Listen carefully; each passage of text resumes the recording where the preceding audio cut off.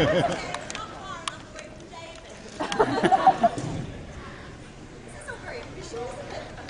how exciting. Just right. Hi, guys.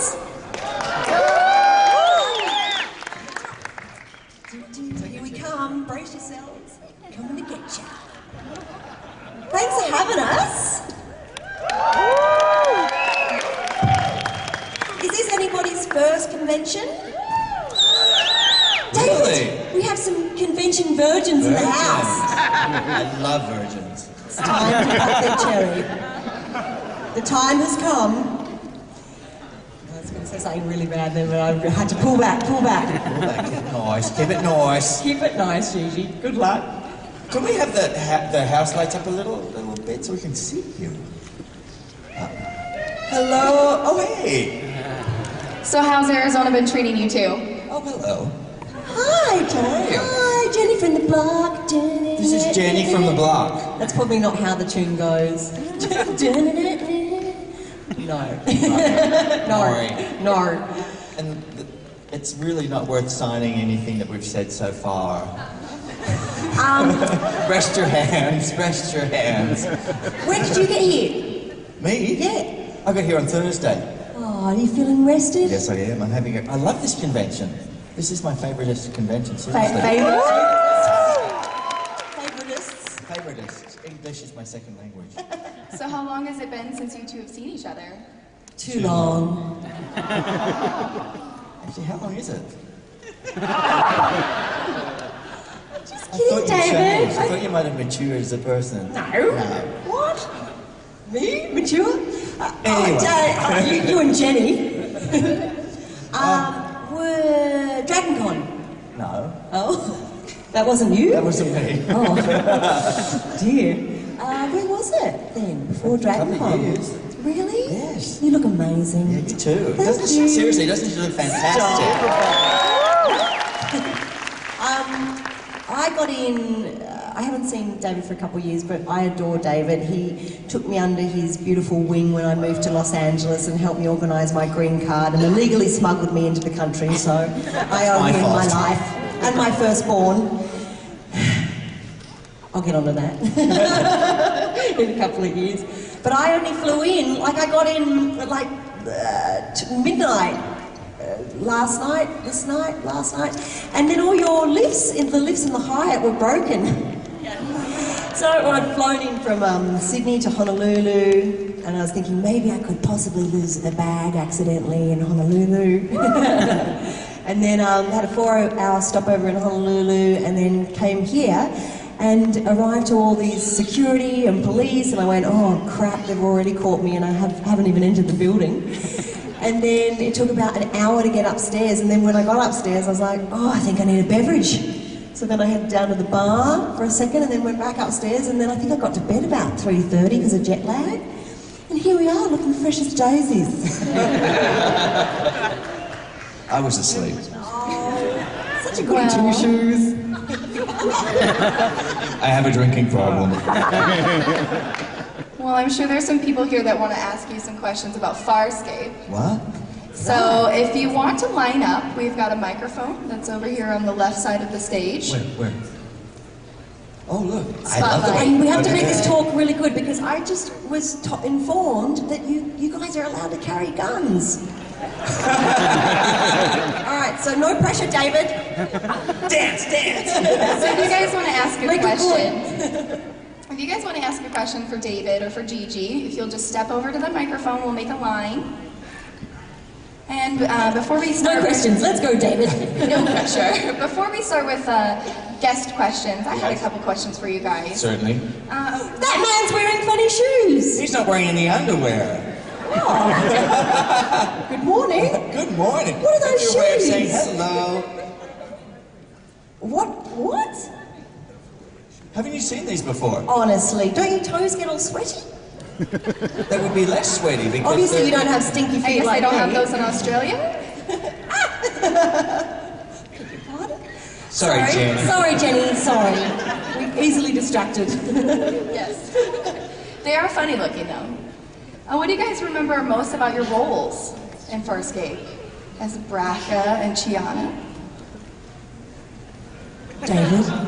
I remember being zipped into my costume and being with double-sided tape. I remember that. Getting a free waxing each time I took it off. And I remember it not fitting when they did it to Peacekeeper Wars. It was like putting on I couldn't get it done up, and then the belt wouldn't fit. Yeah, I got fat. I just slipped straight into mine. But what about the makeup? Didn't the makeup take quite a bit? Well, I didn't complain about my makeup. You hear it, makeup. no, but that's because you're beautiful and they didn't have to do anything to you. 10 solid minutes in the chair. 3.5 hours every day. 10 minutes, 3.5 hours. What does that tell you? Ugly.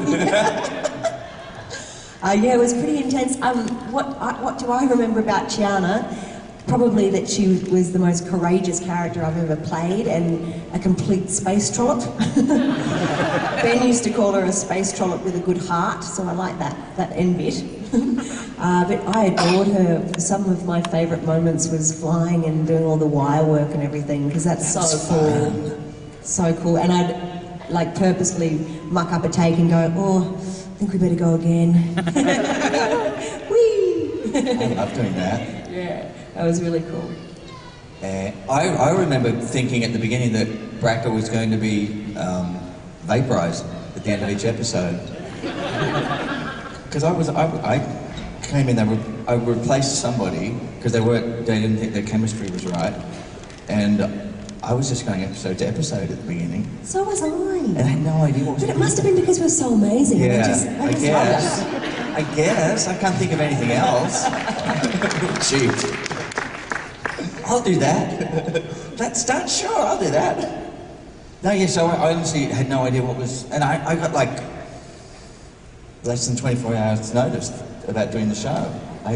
Before you... It went on. Oh. I had no idea what the show was. It was pretty full on, and we didn't have any idea of the fan following or anything. No. Ben said to me, like on my second day on set, he's like, hey, you know, if you want to check out the fans, you know, log on to the site. And I'm like, what a wanker. What is he on about? And then I logged onto the site, I'm like, oh my goodness, because in Australia we don't really have it.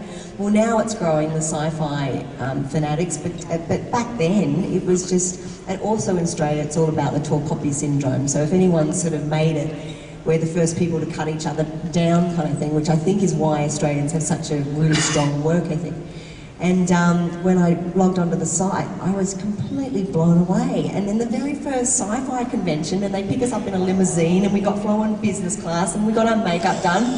We stood out there, and the look on all our faces is like, we're more freaked out than you guys were, because we had no idea, none. So it's very special, and thank you guys for it's very supportive. loving and adoring us and feeding us, and we really wouldn't be sitting here right now, obviously, if it wasn't for you guys. So, It's massive your fault. respect. Yeah, it's your fault.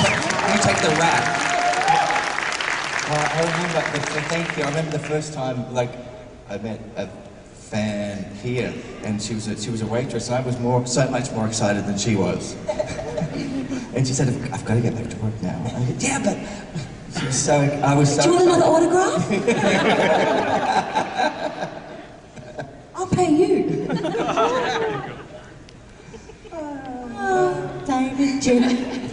Jim Henson's productions were pretty prevalent in the Farscape show. What was it like working with the puppetry?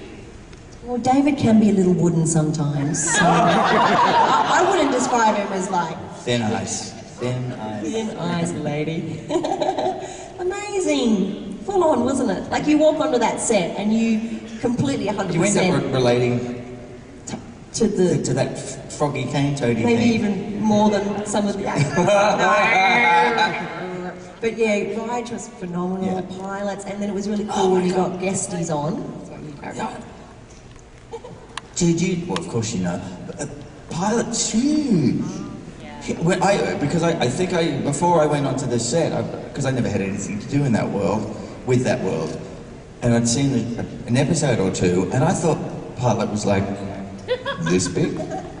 And then I went on set and went, whoa, it took like 6 people to work him. It's amazing.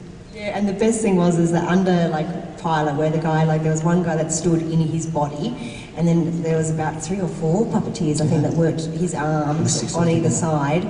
So down below the control panels, they have all these like stickers and naughty things and stuff, because the puppeteers used to get kicked, sat on, run over, you know, they always got completely trampled because, you know, we're so involved acting with the animatronics that we're not thinking about the poor people that we're standing on top of underneath us. But I remember the first time I worked with Rigel, slap! The first time I worked with Rigel, his voice didn't actually come from Rigel, it came from a puppeteer who was on the side of set.